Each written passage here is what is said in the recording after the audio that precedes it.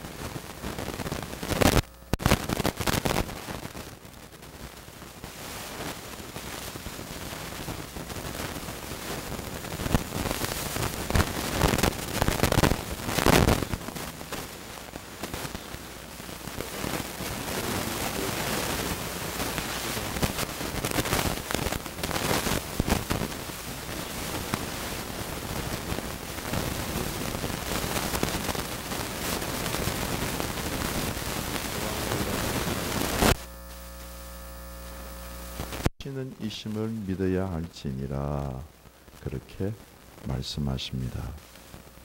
여러분, 정말 이 하나님이 우리의 삶 속에서 믿어지면 우리의 삶에 놀라운 변화가 일어납니다. 어떤 상황과 어려움 속에서도 하나님이 내 속에 가장 가까이 계시는, 어떤 의미에서는 나보다도 더 가까이 나와 함께 하시는 하나님이 믿어지고, 그분께서 내게 힘을 주시고 그분께서 내게 생명력과 에너지를 주는 것을 경험하게 됩니다. 이러면 우리 속에 정말 감사함이 넘치게 됩니다. 신앙생활하면서 감사하는 마음이 없다고 하는 것은 아직 우리가 살아계신 하나님을 진짜로 경험하며 신앙생활하지 않는 것이 아닌지 모르겠습니다. 어떤 신앙인이 이런 고백을 했습니다. 사고를 당해서 자기가 부러진 양쪽 다리가 이렇게 다 부러졌는데, 양쪽 다리가 다 부러져서 이걸 수술을 받아가지고 의사가 고칠 수 있을 것인지 없을 것인지 너무 두려웠다고 합니다. 이건 내 일생이 이제 이러다가 병신으로 사는 것 아니냐, 불구자로 사는 것 아니냐, 너무너무 두려워하는데, 하나님은 실제로 자기가 하나님을 믿는다고 그랬는데 그 상황 속에서 하나님이 자기에게 아무런 힘이 안 되더라는 겁니다. 의사보다도, 의료 기술보다도 자기에게 힘이 안 되는 하나님을 자기가 믿고 있다는 것을 그가 알았다고 이야기를 합니다. 그래서 그가 고백하는 말이, 하나님께서 부러진 내 다리를 고치는 것이 아니라 부러졌던 제 믿음을 고치는 기회가 되었습니다. 그렇게 고백하는 글을 읽은 적이 있습니다.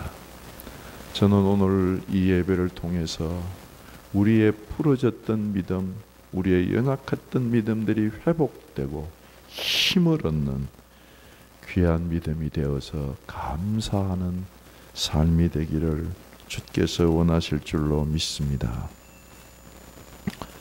첫 번째, 오늘 본문 시편 136편 전체를 다 읽어보면, 집에 가서 한번 읽어보세요. 다 읽어보면 이렇게 감격이 넘치고 이렇게 감사가 터져 나오면서 감격스러운 삶을 살 수가 있을까? 이야, 참 벅찬 감격을 하고 있구나. 이 시편 136편을 읽을 때 소리 내가지고 거기 한번 빠져서 감정이입을 해가지고 한번 읽어보세요. 참 대단한 시편입니다. 한번 쭉 읽고, 그리고 1절부터 3절까지를 찬찬히 한번 읽어보세요. 찬찬히 읽어보면 무엇 때문에 감사하는지, 감사하는 이유를 알 수가 없어요. 시편 136편 1절에서 3절까지를 쭉 읽어보면 누구에게 감사하는지, 감사하는 이유가 무엇인지, 누구에게 감사합니까? 하나님께 감사해요. 감사하는 이유가 뭡니까? 이유가 안 나와요. 1절에서 3절을 읽어보면 감사합니다, 감사합니다, 감사합니다 계속 가는데 1절에서 3절까지는 하나님께서 시인에게 뭐 해주시는 것이 아무것도 없어. 평안을 주시는 것도 없고 질병을 치료해 주시는 것도 없고 축복을 주신 것도 아니고 문제를 해결하는 것도 아니고 전쟁에서 승리하게 하신 것도 아니고 인생에 있어서 아무런 도움을 준 거 하나도 없어요. 아무리 읽어봐도 하나님이 행하시는 위대한 일이 1절에서 3절까지는 나타나지 않습니다. 아무런 이유가 없어요. 아무런 이유가 없는데 어떻게 감사할 수 있습니까? 답은 하나님이 살아 계시기 때문에 그렇다는 것입니다. 하나님이 지금도 계시기 때문에, 하나님이 지금도 역사하고 계시기 때문에 그가 감사한다는 것입니다. 하나님의 존재 때문에, 하나님이 계시기 때문에, 하나님이 우리에게 무엇을 해주셔서 감사한 게 아니라 하나님이 그냥 계셔서, 하나님이 계신 것 때문에 감사한다는 것입니다. 그리고 4절 이하에는 그 하나님이 행하시는 일이 조목조목 나옵니다. 4절에서는 홀로 기이한 일을 행하신 하나님께 감사하고, 하늘을 지어주신 하나님께 감사하고, 땅을 물 위에 펼쳐주신 하나님께 감사하고, 큰 빛을 지어주셔서 감사하고, 7절 이하에는 자연세계가 아니라 사람이 살아가는 그 구체적인 역사 속에서, 출애굽 속에서, 광야 속에서, 인간의 삶 속에서, 구체적인 삶 속에서 역사하신 하나님을 찬양합니다. 그러나 1절에서 3절까지를 보면 그냥 하나님이 계셔서 감사하다는 것입니다. 그냥 하나님이 계셔서. 그 하나님은 인자하시고 그 하나님은 영원하신 하나님, 내 삶을 인자하게 대하시고 영원히 변함없이 내 삶을 인자하게 대하시는 하나님이 내 앞에 계시기 때문에 감사합니다. 감사합니다. 그렇게 말씀을 하고 계시는 것입니다. 하나님의 존재 때문에, 하나님이 존재하셔서 감사하는 사람, 이런 사람은 상황과 여건과 자기의 여러 가지 환경, 이런 것 속에서도 늘 하나님 때문에, 하나님이 항상 계시고 하나님이 항상 인자함을 느끼기 때문에 정말 벅찬 감격이, 감사가 흘러나오는 것입니다.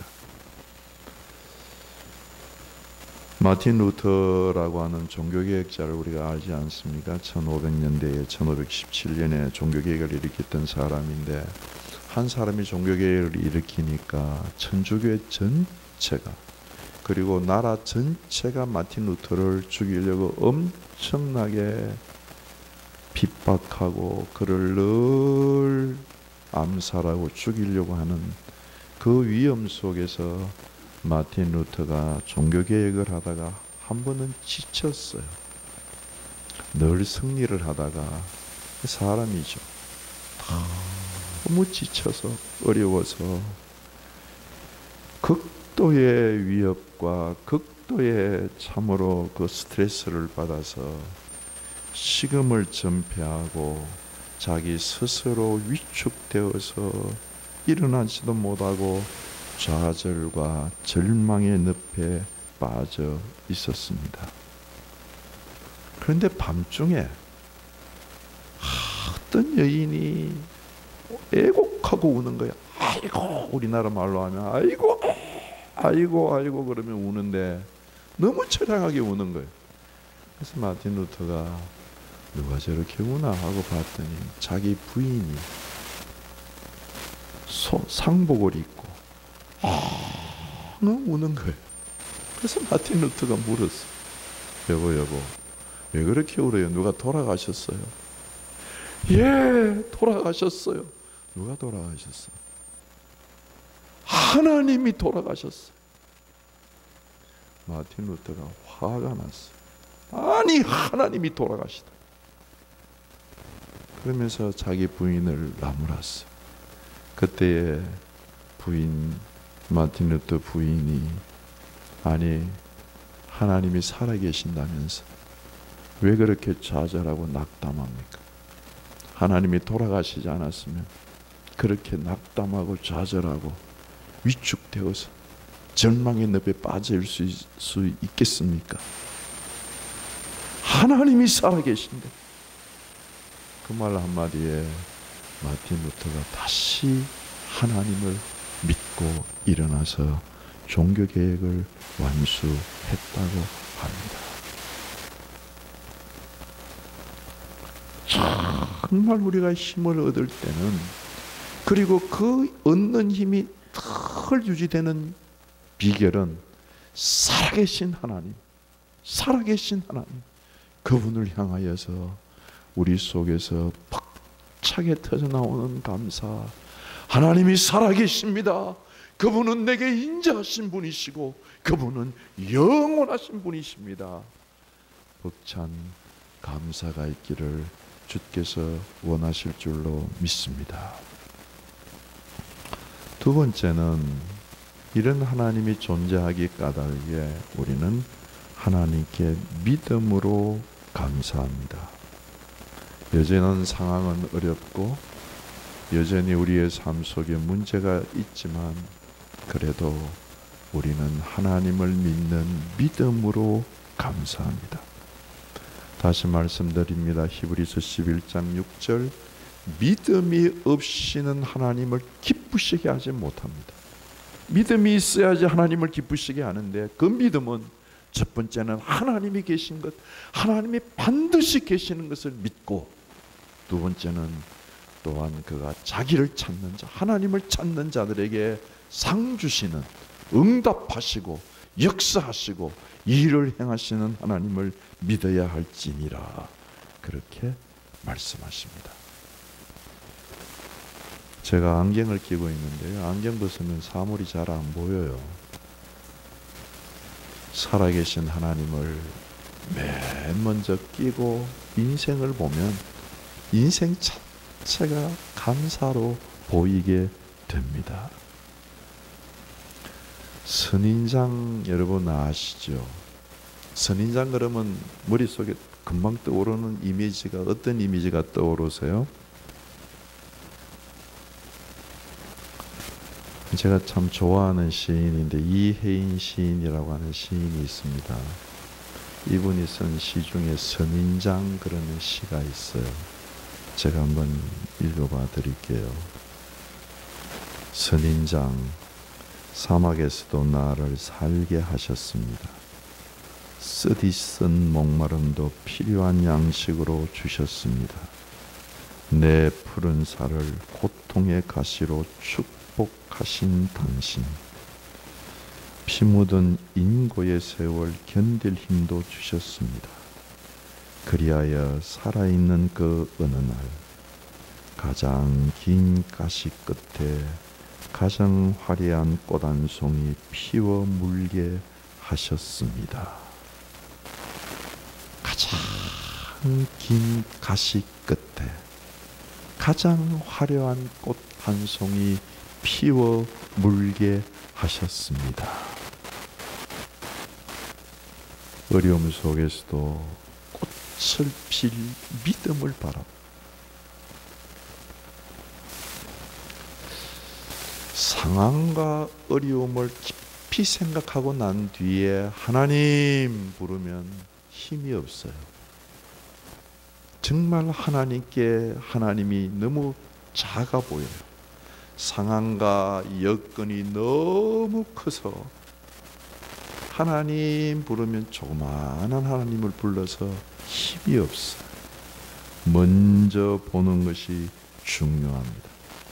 하나님을 먼저 생각하고, 하나님의 인자하심과 하나님의 영원하심과 하나님이 나를 인자하심으로 대하시는 그 하나님을 먼저 깊이 묵상하고 감사를 하면서 상황을 보면 하나님이 크고 상황이 적게 보여요. 자그만하게 보여요.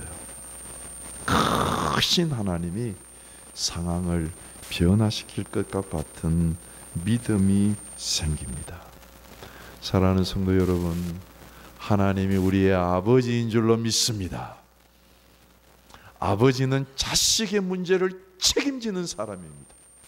하나님이 우리의 아버지이십니다.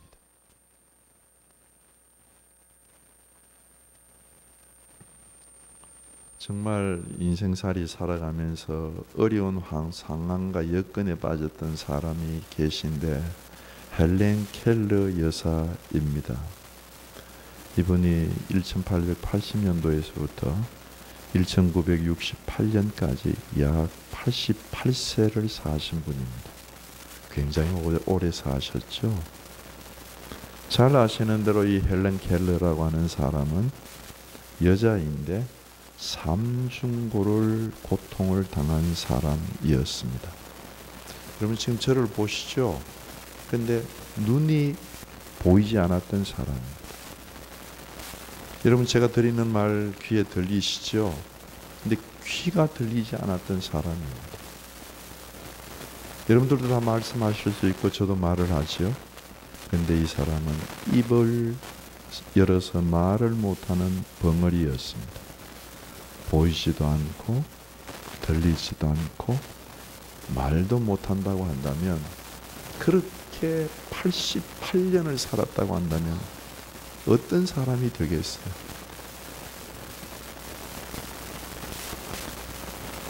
그러나 그는 그 모든 역경을 다 극복했고 대학에 들어가서도 당당히 우승으로 졸업을 했고, 그 옆에 설리반이라고 하는 참 위대한 선생님과 함께 그의 인생을 아름답게 살았습니다. 세계 곳곳에 다니며 강연을 하며 수많은 사람들에게 용기와 소망과 믿음을 불어 넣어 주었던 사람입니다. 그가 노년에 이르렀을 때에 한 신문 기자가 그에게 물었다고 합니다. 헬렌 켈러 여사님, 당신은 보통 사람으로 견딜 수 없는 그런 어려움 속에서 일생을 살아오셨는데 솔직히 이 따끔 사시면서 하나님께 원망하고 불평하신 적이 없습니까? 그때 헬렌 켈러 여사가 간결하게 없습니다. 없었다는 거예요. 없습니다. 나는 하나님이 내게 베풀어 주신 은혜를 묵상하고 감사를 하는데도 시간이 없는데 내가 원망하고 불평한 일 없었습니다. 그가 임종할 때 남겼던 말은 참으로 아름다운 나의 인생이여, 그렇게 유언을 남겼다고 합니다. 참으로 아름다운 나의 인생이 얼마나 만족합니까? 참 헬렌 켈러가 믿음의 사람인 것을 알 수가 있습니다. 그가 쓴 그런 유명한 글이라서 다 아시죠. 헬렌 켈러 여사가 내가 3일만 볼 수 있다면, 3일 다 눈도 열리고 귀도 열리고 말도 하는 게 아니라 눈만 열릴 수 있다면 하는 글을 썼는데, 요약하면 첫째 날 내 눈이 열리면 나를 가르쳐주고 나의 인생의 동반자이신 설리번 선생님을 보고 감사하고 산으로 들로 가서 아름다운 꽃과 풀과 빛나는 노을을 바라보면서 감사하고 그렇게 하루를 보내고, 둘째 날에는 새벽에 일어나서 문동이 트는 모습을 보고 저녁에는 영롱하게 빛나는 하늘의 별들을 보고 감사하고, 셋째 날에는 아침 일찍이 큰 길로 나가서 부지런하게 출근하는 사람들 활기찬 모습을 보고 아름다운 영화를 한 편 보고 저녁에 쇼핑을 하고 돌아와서 사흘간 눈뜨게 해주신 하나님께 감사하겠습니다. 그렇게 이야기를 하지 않았습니까? 정말 우리는 헬렌 켈러가 그렇게 사모했던 3일만 보면 좋겠다. 3일만. 그런데 헬렌 켈러는 그 3일 보는 것도 허락받지 못했어요. 그런데 우리는 날마다 눈 뜨고 봅니다. 간절한 소원이 없어도 그냥 눈만 열면 봅니다. 일어나면 들립니다. 말하면 그냥 말이 나갑니다. 그렇게 헬렌 켈러가 살고 응답받는 그 삶을 살기를 원했던 삶을 우리는 너무도 당연하게 살고 있습니다. 그런데 우리는 왜 그렇게 감사가 마르는 거지요? 믿음의 차이가 아닐까요? 하나님, 영원하시고 나를 인자하게 되었신 하나님은 사라져버리고 늘 상황만, 불만적인 상황만 내 속에서 역사를 하니 우리가 자꾸 메마른 신앙인이 되어가는 건 아닐까요? 여러분, 정말 이 시간 살아계신 하나님, 정말 계시는 그 하나님, 죽은 신을 우리가 섬기는 것 아니지 않습니까? 말 못하는 귀신을 섬기는 것 아니지 않습니까? 살아서 우리에게 말씀하시고 우리의 삶을 만져주시고 우리의 생활 속에서 역사하시는 그 하나님, 시편 136편 3절에 있는 것처럼 모든 주들 위 중에서 뛰어난 주님께 감사해라. 그 인자하심이 영원함이로다. 이를 악물고라도 감사해 보세요. 감사하면 사람이 행복해집니다. 이를 악물고라도 감사해 보세요. 감사하면 영혼과 심령이 강건해지고 우리의 삶이 감사하는 삶으로 자꾸 변화됩니다. 감사한 만큼 우리는 행복하고 마음의 기쁨을 누리는 것입니다. 며칠 전에 제가 TV, 저는 그 세계 여행하는 TV 보는 거 이런 거 좋아하거든요. 그래서 그 TV 유럽 여행하는 어딘지는 모르겠어요. 중간에 딱 키니까 그게 나와가지고 모르는데 수도원을 들어가는 영상을 담고 있더라고요. 아마 같이 보신 분이 있는지 모르겠어요. 지금 섬인데 배를 타고 들어가는데 그 섬 안에 수도원이 있어요. 그러니까 그 수도원에 들어가면 못 나오는 거예요. 서원하고 들어가요. 근데 여자는 그 수도원에 못 들어가요. 남자만 들어갈 수 있어요.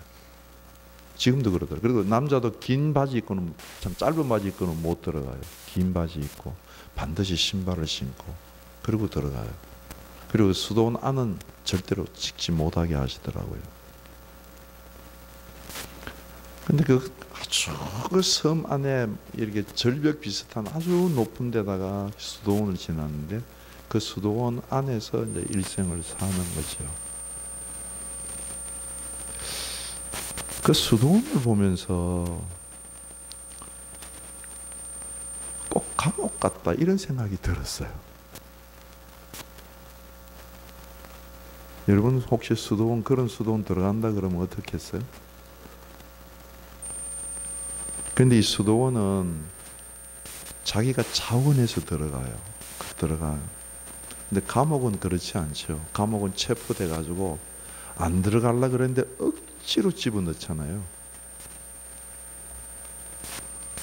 근데 수도원은 자기가 자원해서 들어갔기 때문에 거기에 들어가서 주님을 바라보고 찬송하고 기도하고 말씀을 묵상하고 모든 것들을 감사하고 노동하고 참 욕심 없이 수도원 안에서 감사함으로 삽니다. 근데 감옥은 달라요. 감옥은 들어가면 내가 안 들어와야 되는데 들어왔다. 진짜 그때 그때 내가 체포 안 돼야 되는데, 그리고 억지로 돌았기 때문에 다 원망합니다. 불평합니다. 짜증냅니다. 후회합니다. 탄식합니다. 그 감옥이에요. 수도원과 사실 감옥은 밖에서 보면 뭐 별 차이 없어요. 수도원 들어가도 일생 못 나와. 감옥에 들어가면 몇 년 뒤에 나올 소망이라도 있지. 근데 감옥 안에서는 감사가 있어. 참 수도원 안에서는 감사가 있어. 우리 가정도 감옥도 우리의 인생도 마찬가지라고 생각을 합니다. 수도원 안에 있지만 감사, 찬양이 있으면 그곳이 천국이고, 수도원 안에 있지만 여전히 원망하고 불평한다고 한다면 그 수도원은 감옥이에요.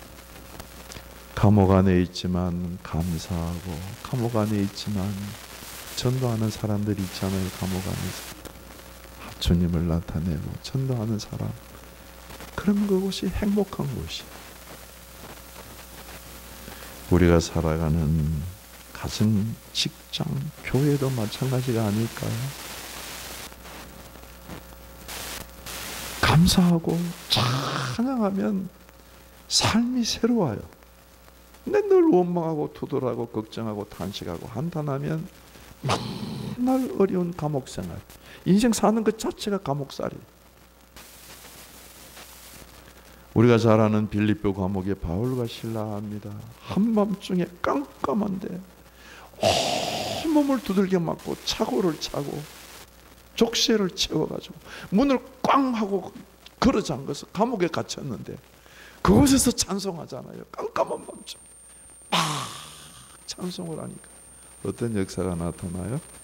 감옥문이 열리고 착고가 풀리고 막 지진이 일어나고, 간수가 와가지고 다 도망간 줄 알고 죄수들 자결하려고 할 때 사도 바울이 외치지 않습니까? 우리가 다 여기 있다. 우리는 도망가는 사람들이 아니다. 감옥에 있는데 거기에서 도망가지 않고 찬송하고 써 있다고 그렇게 고백을 합니다. 어떻게 그렇게 할 수 있습니까? 아무런 변화가 일어나지 않는다. 하나님께 대한 믿음으로 감사하는 것입니다. 하나님이 내게 인자하시며 그분이 내게서 영원하시기 때문에 우리가 우리의 상황에 매이지 아니하고 하나님께 매여서 하나님께 믿음으로 감사하시기를 주께서 원하실 줄로 믿습니다. 마지막으로 감사하는 사람이 되시기를 정말 하나님은 원하십니다. 데살로니가전서 5장 18절에 범사에 감사하라. 이것이 그리스도 예수 안에서 너희를 향한 하나님의 뜻이라, 그렇게 말씀하십니다. 제가 금식 기도원에 한번 들어간 적이 있는데 40일 동안 금식하시면서 하나님 뜻 알기를 원하시더라고요. 그런데 데살로니가전서 5장 18절에는 하나님의 뜻을 범사에 감사하는 것이라고 말씀을 하십니다. 골로새서 3장 17절에 또 무엇을 하든지 말에나 일에나 다 주 예수 이름으로 하고 그를 힘입어 하나님 아버지께 감사해라. 그를 힘입어 말에나 일에나 무엇을 하든지 감사해라. 감사 감사, 아침에도 감사, 점심에도 감사, 감사 감사, 해질 때까지 감사. 좋죠? 그렇게 살면? 어려워서 못해. 아니에요. 하나님 때문에 하는 거예요. 하나님 계시기 때문에 하는 거예요. 디모데후서 3장 2절에는 말세가 당했을 때의 징조가 나타나는데 사람들은 자기를 사랑하며 그렇기 때문에 감사가 없는 거예요. 돈을 사랑하며 그렇기 때문에 감사가 없는 거예요. 자랑하며 그렇기 때문에 감사가 없는 거예요. 교만하며 그렇기 때문에 감사를 못하는 거예요. 비방하며 그렇기 때문에 원망하고 감사가 없는 거예요. 부모를 거역하며 감사하지 아니하며 거룩하지 아니하며 말세의 징조의 사건들입니다. 하나님은 정말 우리가 감사하기를 원하십니다. 그래서 구약 성경에서는 절기를 정하셨어요. 맥추절, 봄에 씨 뿌려서 첫 소득 거둘 때 감사하고, 가을에 수장절, 하나님 앞에 참으로 마지막 절기에 하나님께 감사하고, 그래서 거둔 것 가지고 감사하라고 말씀을 하십니다. 우리는 농사는 짓지 않지만 봄에 가을에 농사 지은 것을 먹고 사는 사람들입니다. 감사하는 이 정신 꼭 가지시고, 다음 주일이 저희들 추수감사 주일인데 감사를 연습하십시오. 정말 주님이 감사하는 사람이 되기를 원하시는 주님 앞에 감사로 이 한 주간 보내시고 감사하시는 귀한 은혜가 있기를 주의 이름으로 축원합니다. 기도하시겠습니다. 말씀을 생각하시면서 함께 잠깐 기도하며 나갑니다. 감사하기 위해서 다 같이 기도하십시다. 거룩하신 아버지 하나님, 저희들이 계속해서 감사할 수 있도록 인도하여 주시옵소서. 감사함으로 주님께 나아갈 수 있도록 축복하여 주시옵소서. 아버지 하나님, 원망하지 않도록 인도하여 주시옵소서. 내 사는 삶을 감옥으로 만들지 않도록 인도하여 주시옵소서. 내 사는 삶을 수도원으로 만들며 주님을 말씀을 묵상하고 찬양하며 감사하는 저희들이 될 수 있도록 축복하시고 인도하여 주시옵소서. 주께서 역사하시고 축복하여 주실 줄 믿고 우리 주 예수 그리스도 이름으로 기도드립니다. 아멘.